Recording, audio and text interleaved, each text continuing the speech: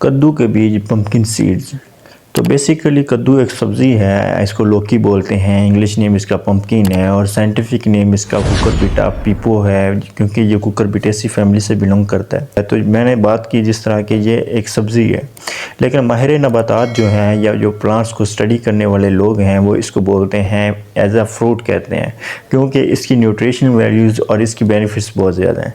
अब होता ये है कि ये कद्दू के बीज जो हैं ये बेसिकली तो सफ़ेद रंग के होते हैं, लेकिन ये सफ़ेद छिलका होता है, इसके अंदर से सब्ज़ रंग की एक गिरी निकलती है, मगज़े तुख में कद्दू कहते हैं, यानी कि कद्दू के बीज की गिरी। अब होता यह है कि ये मैग्नीशियम और जिंक से भरपूर होती है, तो इसके आज हम 10 फ़ायदे बयान करने जा रहे हैं। तो सबसे पहले ये क्या होता है कि ये मैग्नीशियम से भरपूर है, और मैग्नीशियम क्या है, ये एक साल्ट है, एक मिनरल है, जो काम क्या करता है, जो हमारे दिल की धड़कन को अच्छा करता है, हमारी हार्ट बीट को बैलेंस रखता है, नॉर्मल रखता है। इसके अलावा ये हमारी शरीरों के अमराज से हमें बचाता है। यूँ आप कह सकते हैं कि ये मकवी कल्ब है, यानी कि हमारे कल्ब को ये मजबूत बनाता है, कवी बनाता है और अमराज कल्ब से निजात देता है।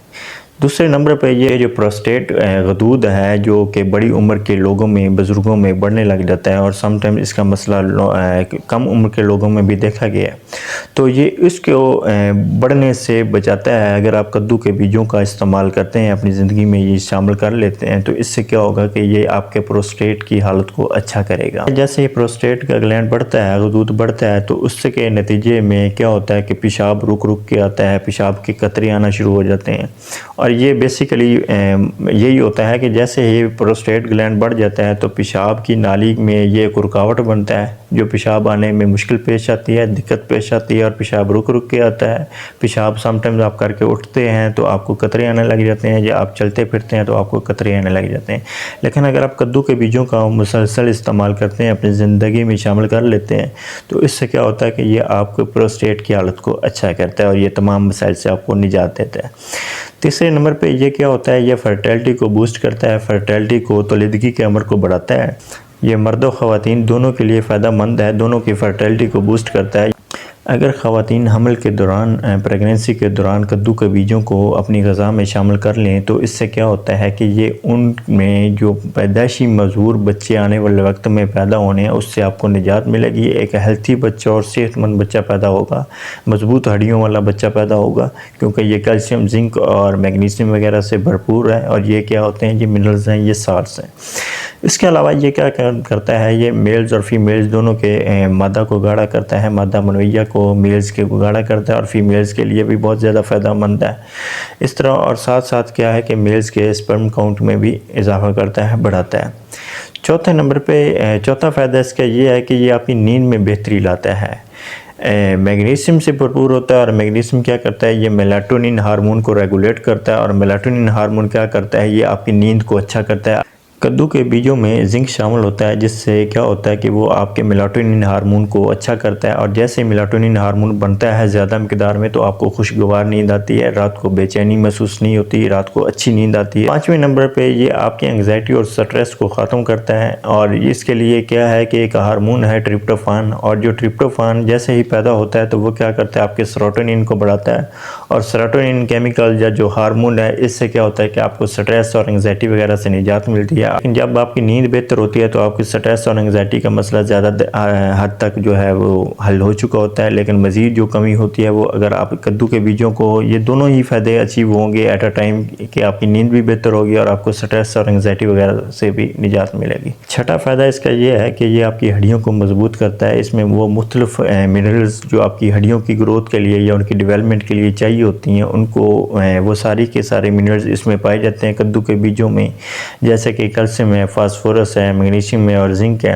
और ये तमाम जो मिनरल्स हैं, ये आपकी हड्डियों की डेवलपमेंट के लिए, बोन्स डेवलपमेंट के लिए बहुत ज़्यादा फ़ायदेमंद है, और उनमें बहुत कलीदी किरदार अदा करते हैं। तो यूँ आप जब कद्दू के बीज खाते हैं तो आपकी हड्डियाँ भी अच्छी होती हैं, मजबूत होती हैं। सातवें नंबर पर यह है कि ये आपके फीमेल्स में एस्ट्रोजन हार्मोन को बढ़ाते हैं। एस्ट्रोजन फीमेल्स का ख़ास हार्मोन है, और ये एस्ट्रोजन हार्मोन्स को भी अच्छा करता है। उसके अलावा ये ब्रेस्ट कैंसर से भी निजात देता है अगर आप कद्दू के बीज खाती हैं तो।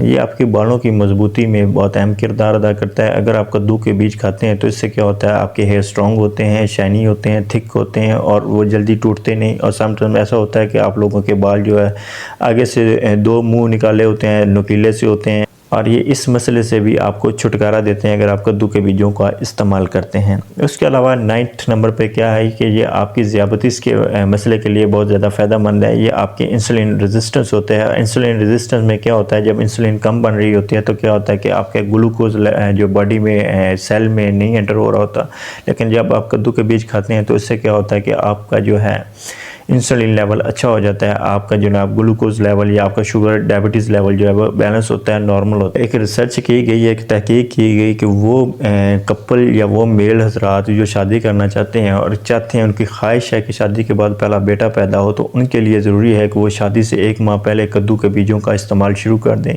और जब वो कद्दू के बीजों को मुसलसल 1 माह पहले तक खाएँगे तो उससे क्या होगा कि ये शादी के बाद अगर जब औलाद होगी तो पहला बेटा पैदा होगा। ये एक तहकीक की गई कि वो लोग जो कद्दू के बीज खाते हैं उनको पहला बेटा पैदा होता है। तो कितनी बड़ी बात है।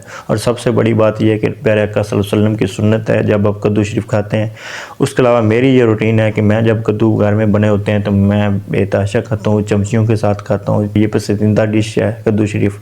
अच्छा, उसके अलावा ये एक तो आपकी सुन्नत भी अदा हो जाती है और उसके अलावा आपको ये तमाम न्यूट्रिशनल वैल्यूज़ भी अचीव कर पाते हैं। तो ये थी आज की वीडियो कद्दू के बीजों के ऊपर। अब खाना कैसे है कि 2 से 3 चम्मच आपने रोज़ाना इस्तेमाल करने हैं। दही में मिला के ले सकते हैं। उसके अलावा इसका जूस बनाकर आप ले सकते हैं।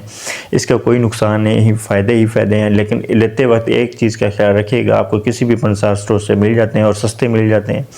एक चीज़ का जो ख्याल रखना है वो ये है कि ये छिलकों के अंदर गिरी होना लाजमी है। ये नहीं कि आप छिलके खाते फिरें। लेते वक्त ये चीज़ देखिएगा कि उसके अंदर गिरी है या नहीं है। तो ये थी आज की वीडियो कद्दू के बीज के ऊपर। अगली वीडियो तक के लिए इजाज़त दीजिए। दुआ में याद रखें। अल्लाह हाफ़िज़।